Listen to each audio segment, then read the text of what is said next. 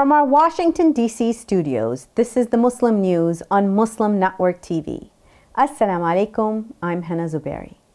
Our top news story today. Texas has removed more than 1 million names since the last presidential election, according to Governor Greg Abbott.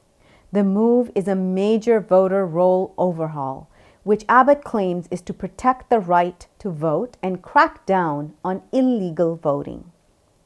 Those removed include deceased individuals, non-citizens, people who moved out of state, and those with felony convictions, according to Abbott. Approximately 7,000 non-citizens and 6,000 felons were among those purged. As well, about 463,000 were on the state's, quote, suspense list due to unverified status. A new law also introduces standardized voting hours, bans drive-through voting and mass mail-in ballot applications, and enhances poll watcher access. A ruling from Trump-appointed judge has halted the Biden administration's Keeping Family Together program. Judge J. Campbell Barker of the U.S. District Court for the Eastern District of Texas issued a 14-day administrative stay, siding with 16 Republican-led states that challenged the policy. The program, introduced in June, aimed to allow undocumented spouses of U.S. citizens to stay and work legally while awaiting green card approval. Critics argue the policy might be halted until mid-October, leaving hundreds of thousands of immigrants in limbo. Advocates call the decision a politically motivated attack that disrupts families and jeopardizes their futures.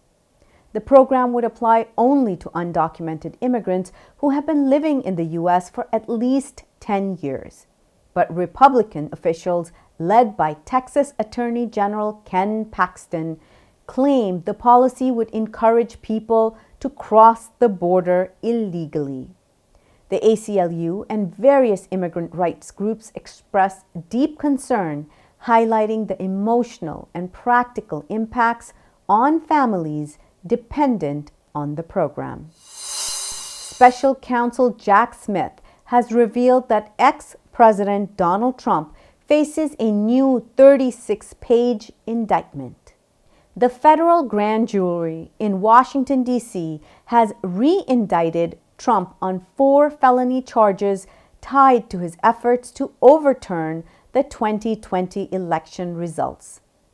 This updated indictment aims to recalibrate the legal strategy following last month's Supreme Court ruling on presidential immunity. It maintains the original charges, including conspiracy to defraud the United States. Observers say that by streamlining some allegations, Smith signals confidence the immunity decision would not derail the prosecution's case against Trump. Northwestern University in Chicago is facing backlash after removing photos of Arab students wearing Keffiyehs from its social media accounts. The images taken at a medical school event were deleted from Flickr and the Feinberg School of Medicine's Instagram page. The university's chapter of Students for Justice in Palestine, or SJP, condemned the action in a public letter demanding an apology and investigation. They argue that the removal, between Israel's ongoing war in Gaza, silences and marginalizes Palestinian students. University spokeswoman Hillary Hurd Anyaso defended the move as a precaution to protect student safety amid concerns over doxing. Observers say it highlights the tense climate for Arab and Muslim students on campuses, reflecting broader debates over campus safety and free expression. Resilience in colors. Gaza artist paints life amidst the ruins of war. Details come after the break. Stay tuned and we'll be right back.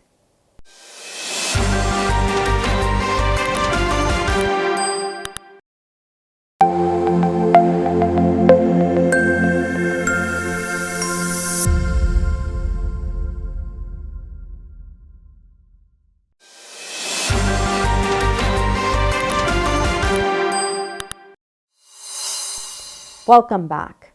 Palestinian painter Ilham Al-Astal highlights the struggle for life by painting the suffering of people in Gaza under the current conditions of Israel's war. A graduate of Al-Aqsa University's Faculty of Fine Arts, Al-Astal says she taught children in educational centers before October 7th. She's been painting for more than 9 years and says her dreams of becoming an artist were shattered after Israel's war began. Most of her works and painting materials, including the paintings in the exhibitions, were buried under the rubble of her house.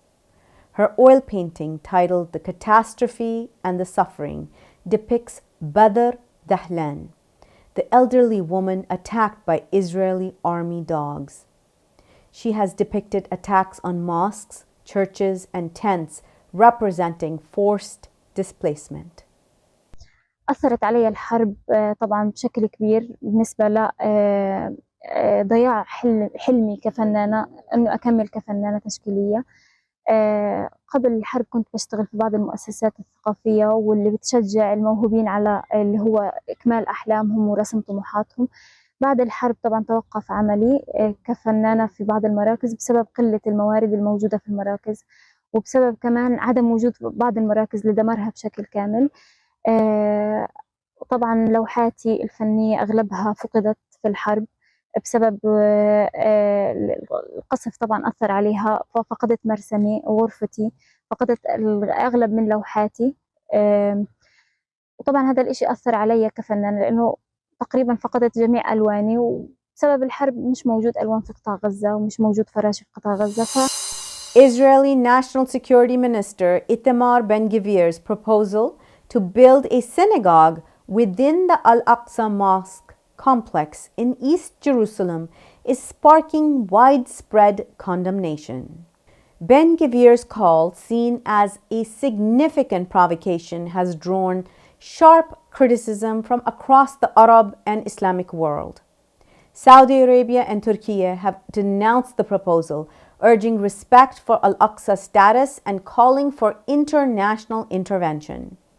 Palestine warns of potential regional conflict, while Egypt and Jordan highlight the proposal's violation of international law. The Organization of Islamic Cooperation joins the chorus of condemnation, urging immediate global action against a flagrant violation of established norms. Al-Aqsa Mosque is Islam's third holiest site. Jewish extremists claim it was the site of an ancient Jewish temple, which has resulted in their long-standing violence and provocation on the site, with the support of Israeli soldiers and police. Israel's military has intensified its attack on Gaza with a series of deadly strikes in the central and southern regions. The Palestinian Health Ministry reports 58 Palestinians have been killed and 131 injured in the past 24 hours in Gaza. Israel bombed a school sheltering displaced individuals in Deir al-Bala, killing 8 people. Photojournalist Mohammed Abd Rabu was killed in an Israeli air raid on his sister's home in the Nuseirat refugee camp. His sister also was killed in the attack. The Palestinian Journalist Syndicate reports that since October the 7th, 161 media workers have been killed and 186 injured in Gaza and the West Bank, with 51 others arrested. Outside of Gaza, in the occupied West Bank, Israeli forces carried out their largest raid in nearly 20 years, with operations in Jenin, Turk Kalam, and the Farah camp, killing 9 people. The scale of the raid prompted Palestinian Authority President Mahmoud Abbas to cut short his visit to Saudi Arabia to return to the West Bank. The situation has worsened as Israel's foreign minister suggested the displacement of Palestinians from northern West Bank areas, drawing comparisons to its genocide in Gaza. The UN has suspended its operations in Gaza, including a crucial polio vaccination campaign. Israel has killed at least 40,534 people and wounded approximately 93,773 others in Gaza since October. However, the British medical journal The Lancet has estimated that Israel's war and violence have killed an estimated 186,000 Palestinians. Israel faces accusation of genocide at the International Court of Justice, which has ordered a halt to military operations. Mexican President Andrés Manuel López Obrador announced relations with the U.S. and Canadian embassies are on pause following criticism of his proposed judicial reforms. López Obrador's decision comes after U.S. Ambassador Ken Salazar and the Canadian officials expressed concern over the change, which aims to overhaul Mexico's judicial system. The president described Salazar's remarks as overstepping, implying they reflect U.S. government views. However, López Obrador emphasized broader bilateral relations with both nations remain intact. He remains determined to push the controversial reform through Congress before his term ends on October the 1st. Amid escalating violence in Burma, at least 2,000 Rohingya refugees have risked their lives to cross into neighboring Bangladesh. Muhammad Lalu, a Rohingya from Butidwang, saved money to escape with his family, but the intensifying conflict forced him to make a dangerous crossing earlier than planned. Lalu witnessed horrifying scenes on the Naf River, including dozens of bodies and drone bombings. Despite severe injuries from a mortar blast, he and his family made it to the refugee camp in Bangladesh's Cox's Bazar.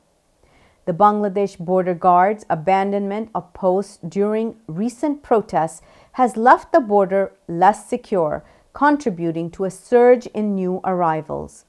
Refugee officials estimate the actual number of new arrivals could be higher than reported. That's all from our Washington, D.C. studios. Thank you for watching Muslim News. We are a community channel dedicated to bringing you news you can trust. Please like, subscribe, share, and comment on what you thought of today's coverage. Thank you. You can donate now by visiting muslimnetwork.tv/donate. For more content, keep watching Muslim Network TV. Assalamu alaikum and good night.